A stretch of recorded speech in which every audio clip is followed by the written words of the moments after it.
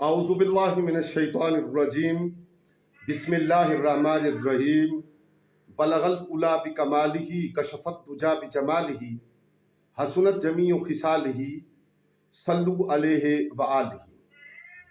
گزشتہ سے وابستہ مضامین، یہ اس سلسلہ کی براڈ کاسٹ کا چوتھا حصہ ہے اور ہم مدد لے رہے ہیں اس سال قرآن عظیم کے مضامین بیان کرنے میں حضور شیخ القرآن و تفسیر مفکر اسلام مفسر قرآن غوث زماں قطب دورہ علامہ پیر سید ریاض حسین شاہ جی مدظ اللہ العالی کی تفسیر تبصرہ سے جلد اول کا سلسلہ ہے اور سورہ فاتح پہ گفتگو جاری ہے۔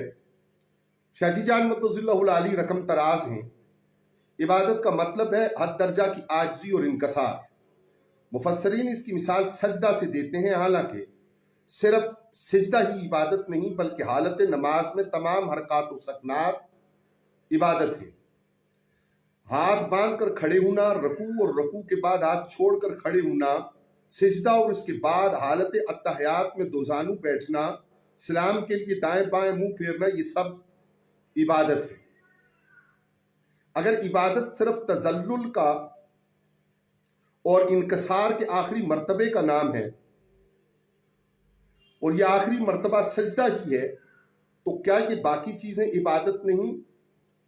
اس کا تو تصور بھی نہیں کیا جا سکتا۔ اور اگر یہ ساری چیزیں مطلقاً عبادت ہیں تو اگر کوئی شاگرد اپنے استاد کے سامنے اور بیٹا اپنے باپ کے سامنے دو زانو ہو کر بیٹھتا ہے یا ان کی آمد پر کھڑا ہو جاتا ہے تو کیا یہ کہنا درست ہوگا کہ اس نے اپنے استاد یا باپ کی عبادت کی اور ان کو اپنا معبود بنا لیا؟ حاشا و کلا۔ پھر وہ کون سی چیز ہے جو ان حرکات و سکنات کو اگر یہ نماز میں ہوں تو عبادت بنا دیتی ہے، اور یہی امور نماز سے خارج ہوں تو یہ عبادت متصور نہیں ہوتے؟ یعنی بات ہو رہی ہے اللہ وحدہ لا شریک کی عبادت کی۔ یہ ہم اپنی طرف سے گزارش کر رہے ہیں، لکھا ہوا نہیں ہے کہ احترام بجا لانا استاد کا یا والد کا یا قابل احترام ہستیوں کا، اس کو ہم اس ادب اور احترام کو بھی ثواب ضرور تصور کرتے ہیں، لیکن شاہ جی جان نے رقم فرمایا پھر وہ کون سی چیز ہے جو ان حرکات و سکنات کو اگر یہ نماز میں ہوں تو عبادت بنا دیتی ہے، اور یہی امور نماز سے خارج ہوں تو یہ عبادت متصور نہیں ہوتے؟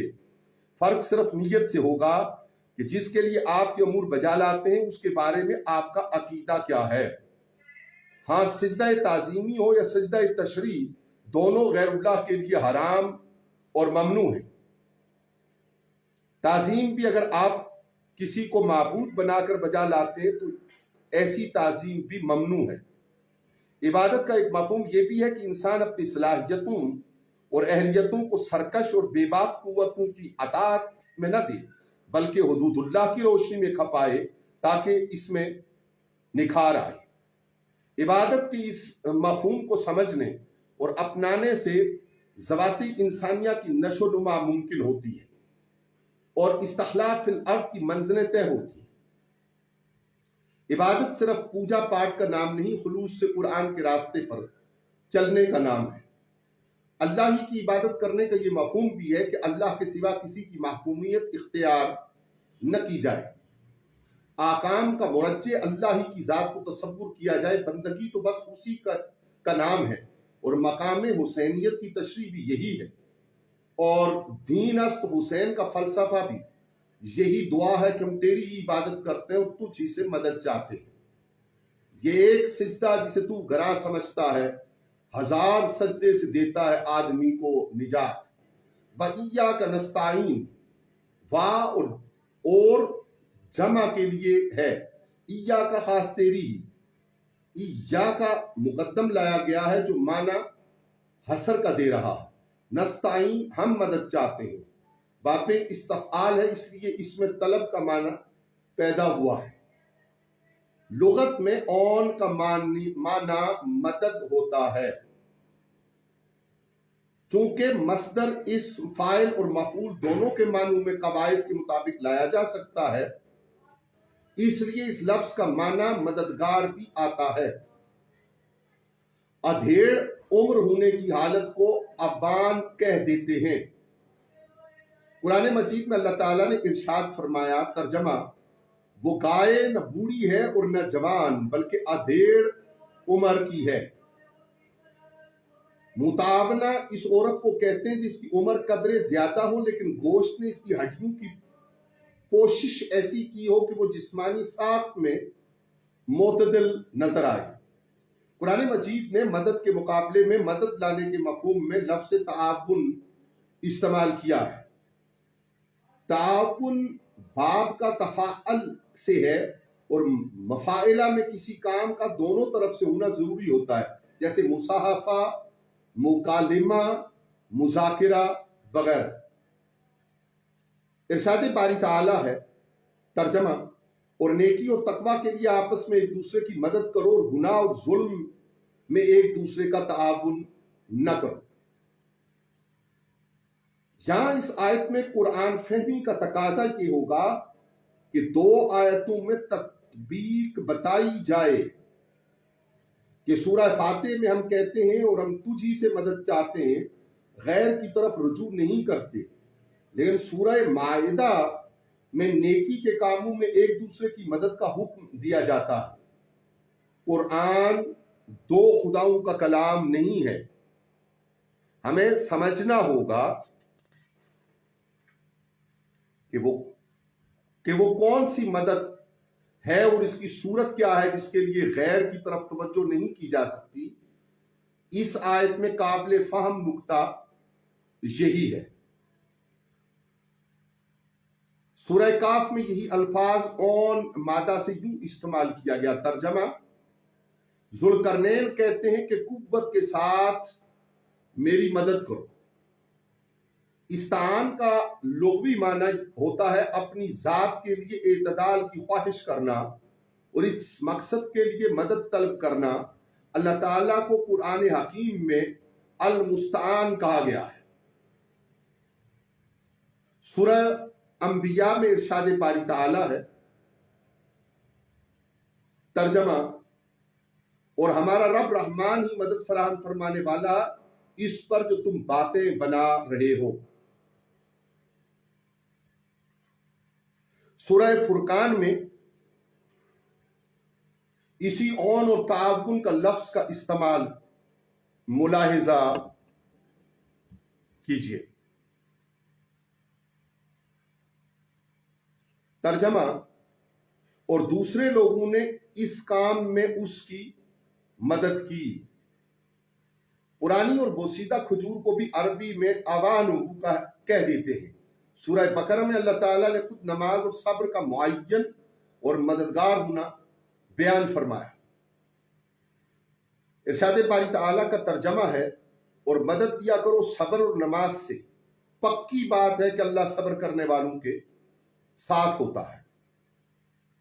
مدد کے لیے قرآن حکیم نے دوسرا لفظ نصرت کا نصر کے مادہ سے استعمال کیا ہے۔ محیط اور تاج نے لکھا، کہا جاتا ہے، ترجمہ: بارش نے زمین کو سبز و شاداب کر دیا۔ ارض منصورہ اس زمین کو کہتے ہیں جہاں بارش ہو چکی ہو۔ النواصر وہ ندی نالے ہوتے ہیں جو کسی وادی میں دور سے آئیں۔ ابو حنیفہ نے کہا کہ ناصر اس پانی کو کہتے ہیں جو دور سے آئے اور پانی میں سیلاب بنانے میں مدد کرے۔ ابن فارس نے کہا کہ اس لفظ کا بنیادی معنی خیر لانا ہوتا، اس لیے النصر ہدیے کو کہہ دیتے ہیں۔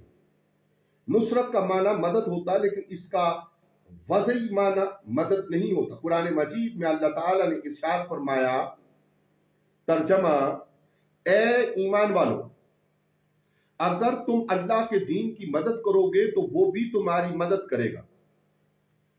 یہاں بھی سمجھنا ہوگا کہ اون بمعنی مدد اور نصرت بمعنی مدد دونوں قرآن حکیم نے مجازن غیر اللہ کی طرف استعمال فرمائے۔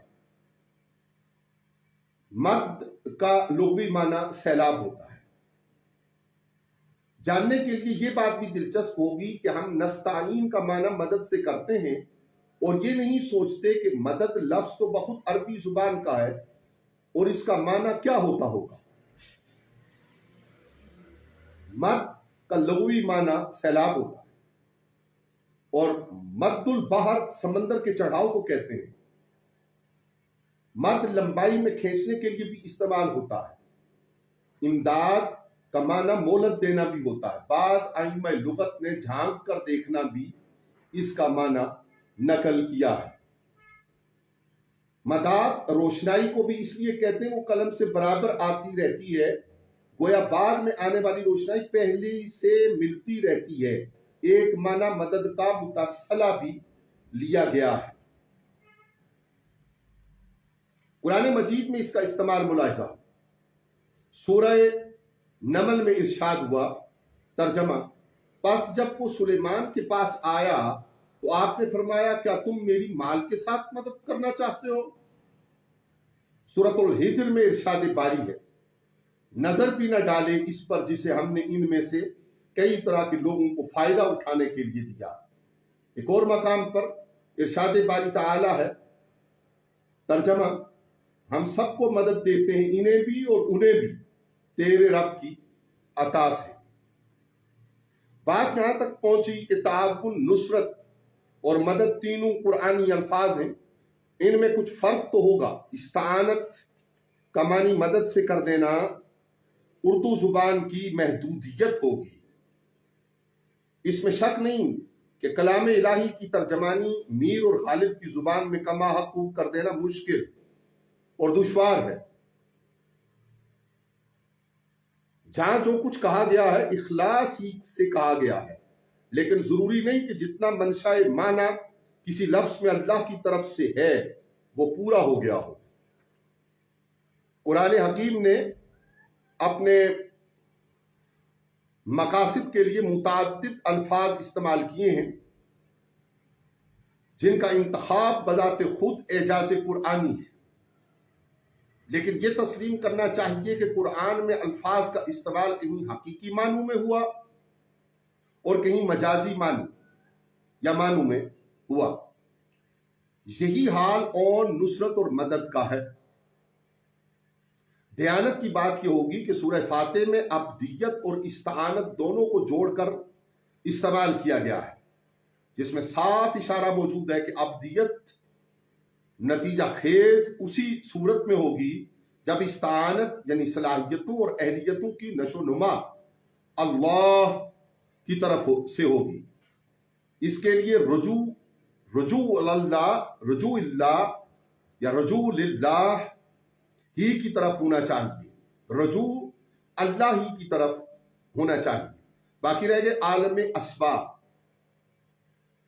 تو عالم اسباب میں اسباب اور ان کا استعمال تو قرآن نے کہیں بھی اس کی نفی نہیں کی، اور انسانوں کے ایک دوسرے کی طرف رجوع اور مدد اور طلب مدد وغیرہ کو برا نہیں جانا، بلکہ انسانی معاشرہ کی تکمیل استعمال اسباب کے ساتھ ہی جوڑ دی۔ ہاں، عقیدے کی بات یہ ہوگی کہ جلوے جہاں بھی نظر آئیں انہیں اللہ ہی کی طرف جاننا چاہیے،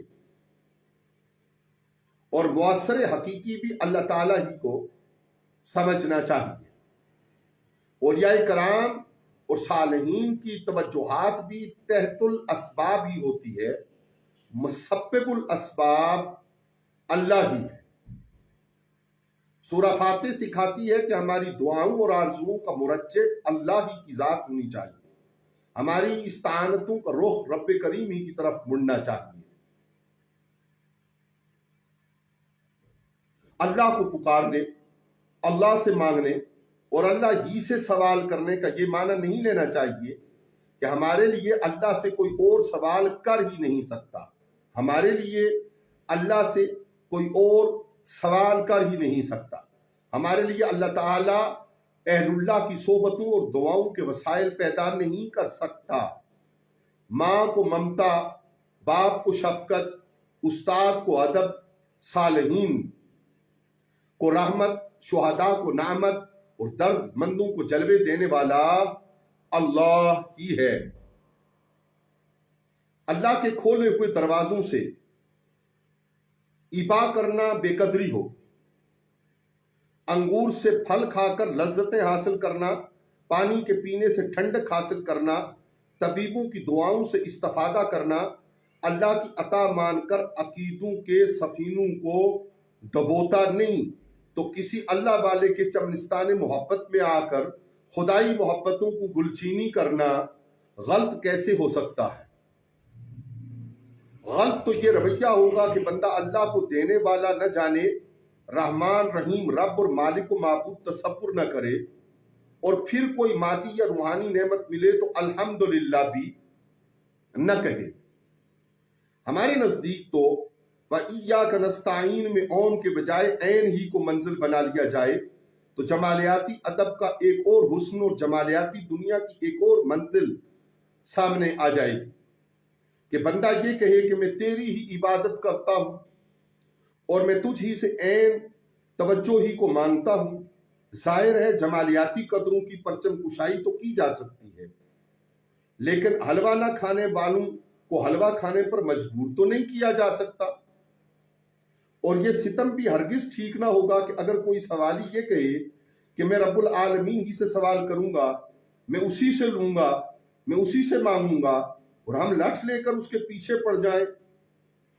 जरूरी यह है कि तामीर जात और मकसद कुरान की तकमील के लिए चमने कुरान में कदम रखा जाए और हकायक को दिलो जान से तस्लीम कर लिया जाए। हुस्न सारे का सारा अफकार में मिनहाज एतदाल को समझने में है, लेकिन सिद्क और किज़्ब, कुफ्र और इस्लाम और हक और बातिल के दरमियान एतदाल ख्वाही सही नहीं होती। एतदाल ख्वाही तो माबूद के आस्तां और महबूब के कदमों में रहकर तरजीहात तय करने में होती है। हुस्न एतदाल थोड़ा सा जलाल, थोड़ा सा जमाल हासिल करने की मनफियत खेजी है। अल्लाह हमें हुजूर सल्लल्लाहु अलैहि वसल्लम की राहों में सलूक नतीजा खेज नसीब फरमाए। अल्लाह ताला की पनाह और उसकी मदद ही इंसानों की कामयाबियों की जमानत है। इस दुनिया में नफ्सियाती, रूहानी, तबाई और मादी ताकतों का इंसान को हरदम सामना रहता है। तबाह और मुनहरिफ कर देने वाली ताकतों का मुकाबला करने के लिए अल्लाह की मदद ही इंसान को जीने का हौसला देती है।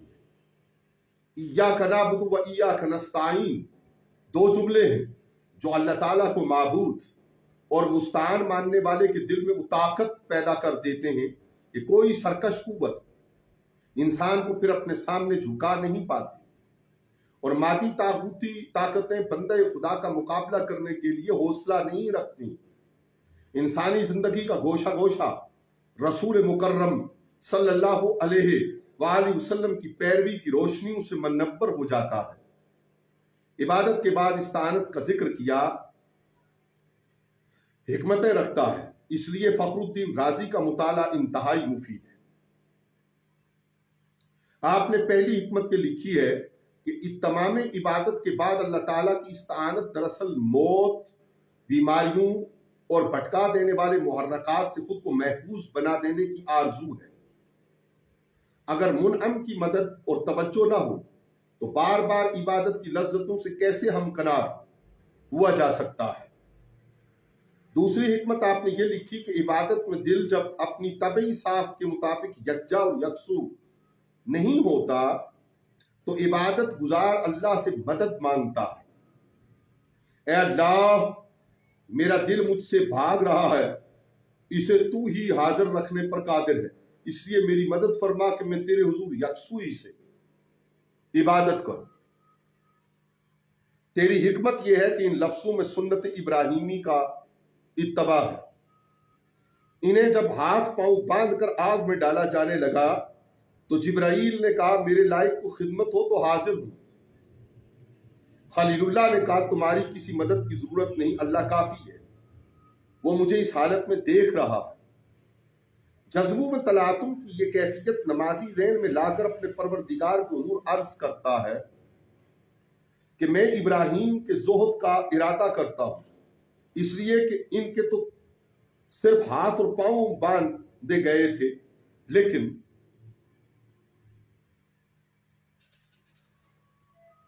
میں تو مرضی سے پاؤں باندھ لیے ہیں، میں نے تو مرضی سے پاؤں باندھ لیے ہیں تاکہ نماز میں چل نہ پاؤں، ہاتھ ادب سے باندھ لیے ہیں تاکہ حرکت نہ کروں، اپنی آنکھیں جھکا کر پابند کر لی ہیں تاکہ ادھر ادھر دیکھ نہ پاؤں، کان اور زبان مقید کے نہ غیر کی سنوں نہ کسی اور سے بات کروں۔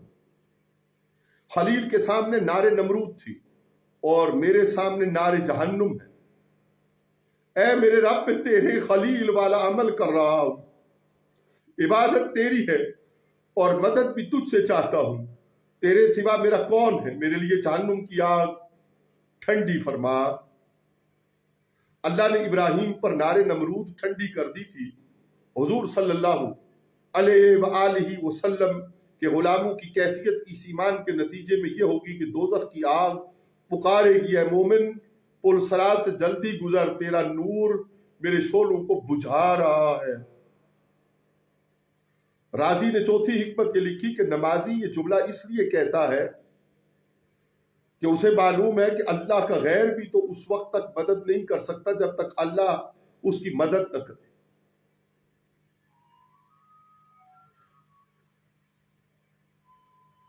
یہ جان کر وہ بلا واسطہ ہی کہتا ہے کہ سب کی مدد کرنے والے میری جھولی میں بھی خیرات ڈال دے، میں کسی اور کی طرف دست سوال دراز نہیں کرتا۔ پانچویں حکمت یہ ہے کہ عبادت سے اگر عجب پیدا ہو جائے تو وَإِيَّاكَ نَسْتَعِينُ سے غرور اور تکبر کا پندار ٹوٹ جاتا ہے اور عجز و نیاز کی صورت میں خدا کی مدد کام آ جاتی ہے۔ اہدنا الصراط المستقیم، تو چلا ہمیں سیدھی راہ۔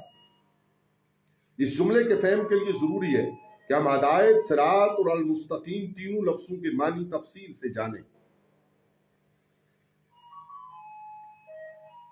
ہدایت کا مادہ اشتقاق ہا دال یا، ہا دال اور یا ہے۔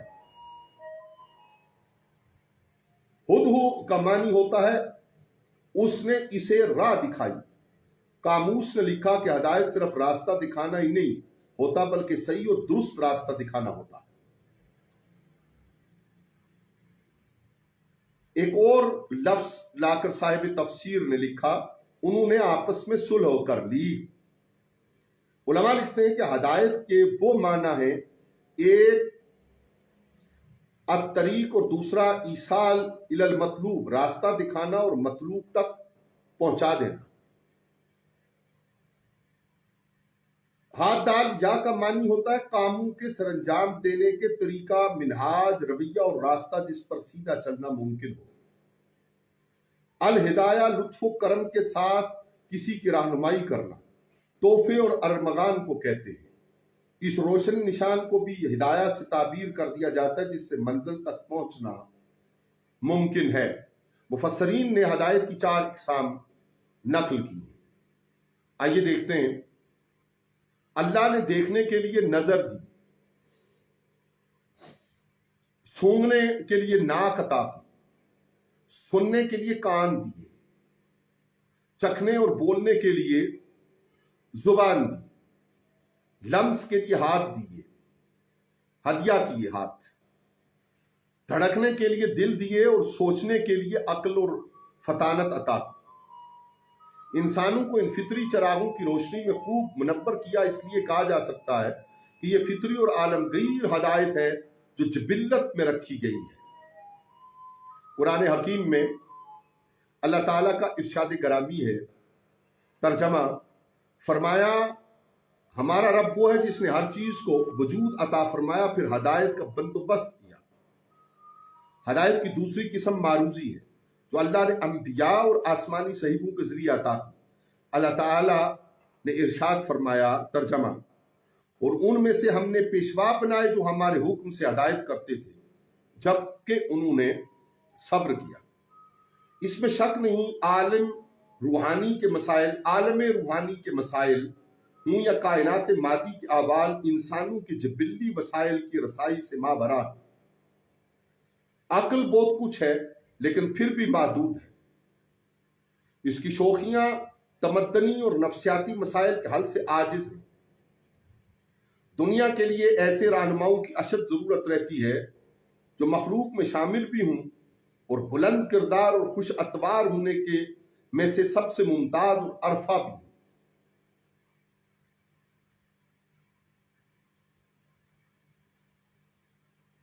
اس مقصد عظیم کے لیے اللہ نے انبیاء مبعوث کیے تاکہ یہ سلسلہ ہدایت ختمی مرتبت صلی اللہ علیہ وآلہ وسلم کی ذات تک آ پہنچا۔ اب ظلمتوں بھرے جہان میں سراج منیر ہونے کا اعزاز آپ صلی اللہ علیہ وآلہ وسلم ہی کو حاصل ہے۔ ستم پرور سماج کی کایا اسی ذات گرامی نے پلٹی ہے، اور نفرتوں، کدورتوں اور شکاوتوں کے طوفان میں ایک ہی ذات کا سفینہ نجات ہے، جس کے وسیلے سے منزل کے نشانات معلوم کیے جا سکتے ہیں۔ ہدایت کی تیسری قسم توفیقات خیر کی موافقتیت ہے، یعنی موافق ہونا ہے۔ یہ ہدایت تقدیر بدل اہل اللہ ہی کو ملتی ہے۔ ریت سے کوہ نور ہیرے، نوامی سے فطرت انہی کی جھولی میں ڈالتی ہے جنہیں پہلے سے کامل راہبروں کا وسیلہ حاصل ہوتا ہے۔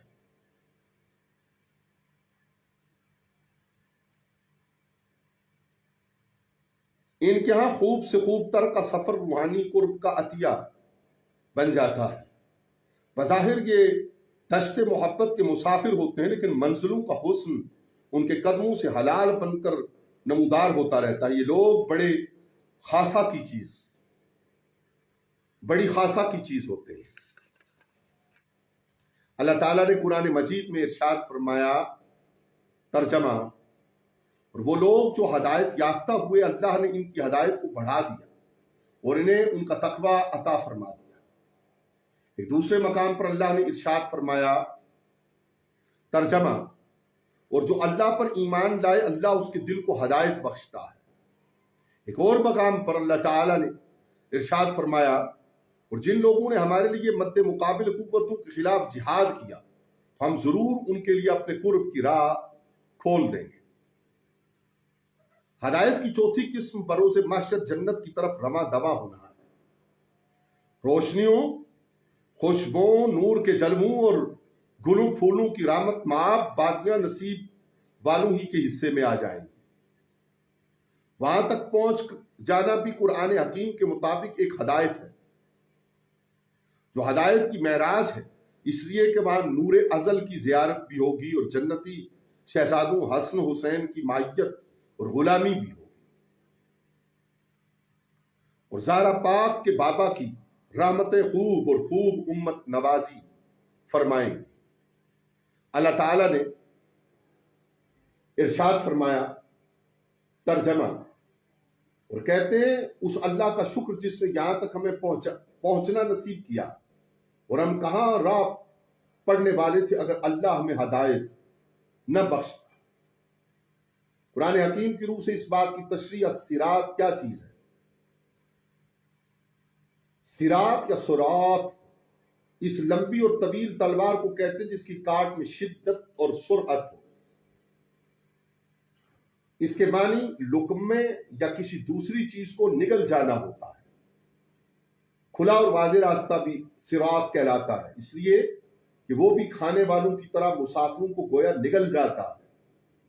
قرآن مجید میں جہاں راہوں کو مستقیم کہا ہے وہاں صراط اور طریق دونوں لفظ استعمال کیے۔ صراط کے بعد لفظ مستقیم ہے، یہ استقامت ہے، اس کا مطلب ہوتا ہے سیدھا ہونا۔ راستے کے مستقیم لانے کا مطلب ہوگا ایسی راہ جو مطلوب تک پہنچا دے،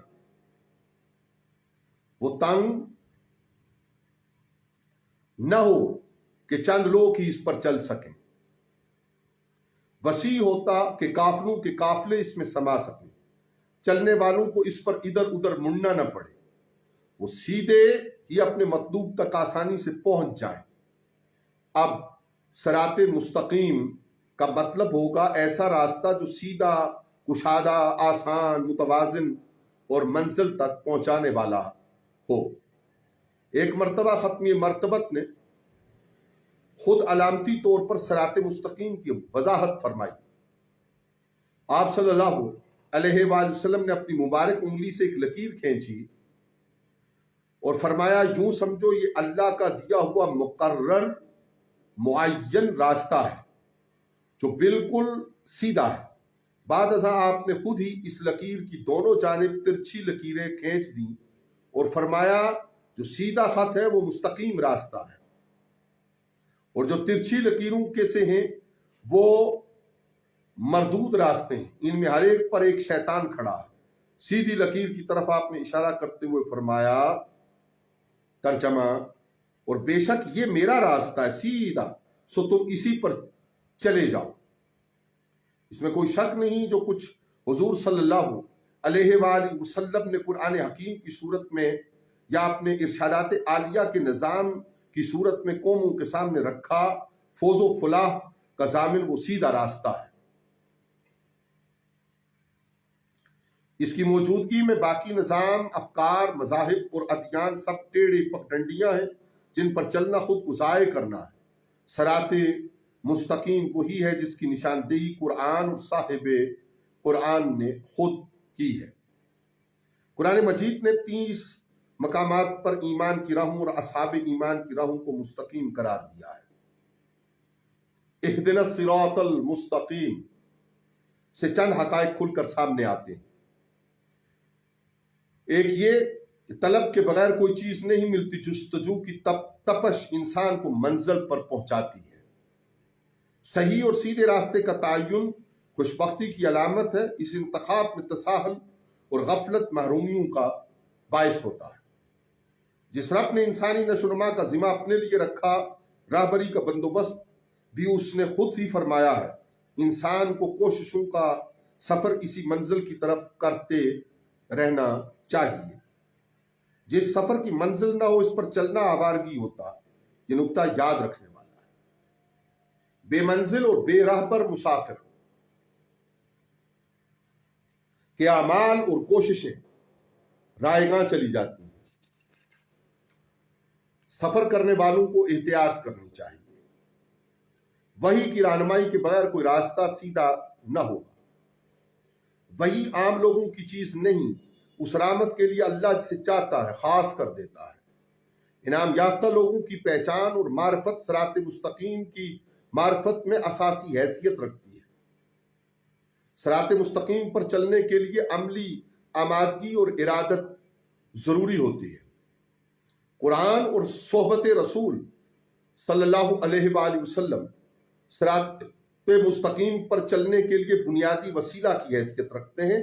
ان سے روگردانی باعث خسران ہوگی، یعنی اس سے نقصان ہوگا. صراط مستقیم پر چلنے کے لیے توازن برقرار رکھنا ضروری ہوگا. دو کام اکٹھے نہیں ہو سکتے کہ رحمان بھی راضی رہے اور شیطان بھی ناراض نہ ہو. اللہ کی طرف یکسوئی لازم الامر ہے. صراط مستقیم کے معاملے میں قرآن مجید کی 3 آیتیں قابل غور ہیں. سورہ ہود میں ارشاد ہوا ترجمہ بے شک میرا رب صراط مستقیم پر ہے. سورہ زخرف کی آیت نمبر 43 میں ارشاد فرمایا ترجمہ بے شک آپ سیدھے راستے پر ہیں. سورہ آل عمران کی آیت نمبر 50 میں ارشاد فرمایا بے شک اللہ میرا رب اور تمہارا رب ہے، سو اس کی عبادت کرو، یہ سیدھا راستہ ہے. ان تینوں آیات کے جمالیاتی ربط کو سمجھنے کی ضرورت ہے. اللہ کی معرفت عبادت ہی سے ممکن ہے. اس صراط مستقیم پر چل کر اللہ کا قرب حاصل کیا جا سکتا ہے اور عبادت اطاعت رسول کے بغیر ممکن نہیں. اس لیے اللہ تعالیٰ نے مومنوں کو یہ دعا تلقین کی کہ تمہارے رب اس راہ پر تمہیں ملے گا اور یہ راستہ انعام یافتہ لوگوں کے سردار رسول صلی اللہ علیہ وآلہ وسلم کے اسوہ کی روشنیوں سے جگمگا رہا ہے. اس لیے تم دائیں بائیں کی شیطانی راہوں سے بچ کر اس صراط مستقیم پر آ جاؤ. امن کی راہ، اطمینان کا راستہ، سکون کا منہج، خوشیوں کا طریق، مسرتوں کا ضابطہ اور حقیقتوں کی راہبری مصطفی قدموں سے جوڑ دی گئی ہے۔ مزید اگر تمہیں رہنمائی چاہیے تو غور سے دیکھ لو اللہ سے انعام یافتہ لوگ انبیاء، شہداء، صدیقین اور صالحین کدھر چلتے ہیں، جدھر وہ ہے سیدھا راستہ ادھر ہی ہے۔ صوفیاء کرام کی باتیں سمجھنے والی ہوتی ہیں، بے وقوف، احمق اور نادان لوگ ان کے مقام سے ناشنا ہوتے ہیں، اس لیے اپنی حفوات سے ماحول خراب کرنے کی کوشش میں لگے رہتے ہیں۔ سن لیجئے، سوچ لیجئے، کتنی عظیم فکر ہے اور زندگی گزارنے کا کتنا میٹھا انداز ہے۔ حضرت ابراہیم علیہ السلام پا پیادہ حج کے لیے جا رہے ہیں، عشق محبوب کی گرمی اور جمال منزل کا شوق انہیں راہوں کی آبلہ پائی سے بے پرواہ بنائے ہوئے ہیں۔ ایک ناکا سوار بدو نے آپ سے پوچھا، شیخ معظم آج کس منزل کے آپ مسافر بنے ہوئے ہیں؟ آپ نے فرمایا، اللہ کا پہلا گھر جہاں اللہ کے عاشقوں کا ہجوم رہتا ہے۔ سائل نے کہا، لگتا ہے آپ دیوانے ہیں، اتنا لمبا سفر اور آپ نے سواری کے بغیر دوڑ لگائی ہوئی ہے، اور محسوس ہوتا ہے کہ ذات سفر سے بھی آپ محروم ہیں۔ حضرت ابراہیم علیہ السلام فرمانے لگے، محروم تو اے سائل تو ہے جو ایک سواری رکھتا ہے، میرے پاس تو اللہ کی دی ہوئی کئی سواریاں ہیں۔ سائل پوچھنے لگا، وہ کون سی سواریاں ہیں؟ آپ فرمانے لگے، جب کوئی بلا آئے تو صبر کی سواری پر بیٹھ جاتا ہوں، اور جب نعمت ملے تو شکر پر سوار ہو لیتا ہوں، اور جب کوئی قضا میری طرف بڑھے تو رضا کی سواری پر بیٹھ جاتا ہوں، جب نفس اپنی طرف کھینچے دوڑ کر اپنی عمر کے بے اعتماد ہونے کے گھوڑے پر بیٹھ لیتا ہوں۔ سائل بدو نے کہا، مجھے سمجھ پڑ گئی، حقیقی سواریاں تو آپ کے پاس ہی ہیں اور پیادہ میں ہوں۔ صراط راستہ کو کہتے ہیں، الذین اس میں موصول وہ لوگ یا جو لوگ انعمت علیہم تو نے ان پر انعام کیا ہے۔ صراط الذین انعمت علیہم ان لوگوں کی راہ جنہیں تو نے نعمتیں عطا کی۔ صراط مستقیم کیا ہے؟ قرآن حکیم کی پہلی سورت پہلے مسلمان کے بیتاب دل میں صراط مستقیم کی جستجو پیدا کرتی ہے۔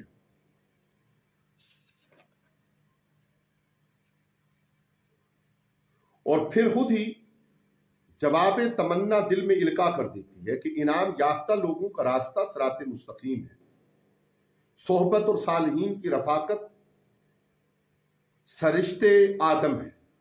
انسان تو آدم بھی ہو تو جنت میں ایک حوا کی ضرورت ہوتی ہے۔ انسان کی ہر صلاحیت کو نکھرنے کے لیے اور بہار بدآمہ ہونے کے لیے کسی کی صحبت اور رفاقت درکار ہوتی ہے۔ اگر بدن میں قوت گویائی بیدار ہو جائے اور سماعتوں کا خالق سماعت ہدیہ نہ کرے تو گویائی ایسے اداس ہو جائے جیسے کوئی بیوہ اداس ہو جاتی ہے۔ نگاہوں میں بصارتوں کا چراغاں خوبصورت مناظر اور پاکیزہ چہروں کے بغیر بے معنی ہوتا ہے۔ شرکت دوستہ سے خوشیاں 4 گنا ہو جاتی ہیں، اور ریاضت بھی ہے اور مومنوں کی منزل بھی ہے۔ کون؟ صراط مستقیم کی جستجو مذہب بھی ہے، ریاضت بھی ہے اور مومنوں کی منزل بھی ہے۔ یہ صرف فلسفہ نہیں، ایک جمالیاتی درس ہے جس کے پڑھنے، سیکھنے اور سننے سے زندگی کا وزن بڑھ جاتا ہے، انسانی قلب اور قالب دونوں میں رونق آ جاتی ہے۔ اتنی بات ضرور ہے کہ سورہ فاتح جس رفاقت، دوستی اور صحبت کے اختیار کرنے کا درس دیتی ہے، اس کے خمیر و ضمیر میں مستقیم سے استقامت بھی ہے، اور یکسوئی اور خلوص سے اس راہ پر چلتے رہنا، وفاؤں پر باوفا رہنا کا منظرنامہ بھی سامنے رکھتے رہنا ہے۔ یہاں تک ہم آج کی چوتھی نشست سلسلہ مضامین قرآن عظیم کا اختتام اس دعا کے ساتھ کرتے ہیں، اللہ رب العالمین کہے گئے الفاظ اور سنی گئی باتوں پر جہاں ہم سے کوتاہی اور غلطی سرزد ہوئی ہو اس پر ہمیں معاف فرمائے اور صراط مستقیم کی طرف ہماری رہنمائی فرمائے۔ اگلے روز آپ یہ گفتگو یوٹیوب چینل پہ حسب معمول ملاحظہ کر سکیں گے۔ انشاءاللہ العزیز کل اگلے حصے پر گفتگو کے لیے آپ کا وقت عصر کی جماعت کے بعد اور نماز مغرب سے پہلے اسی وقت لینا چاہیں گے۔ رب العالمین ہم سے راضی ہو، ہماری کوتاہیوں کو معاف، ہمارے گزرے ہوئوں کی بخشش، ہمارے مریضوں کی شفا اور ہماری ضرورتوں کی تکمیل کا اپنے غیب سے سامان فرمائے۔ والسلام علیکم ورحمۃ اللہ وبرکاتہ۔ امجد ارباب عباسی، کنوینر میلاد النور کونسل کوثر۔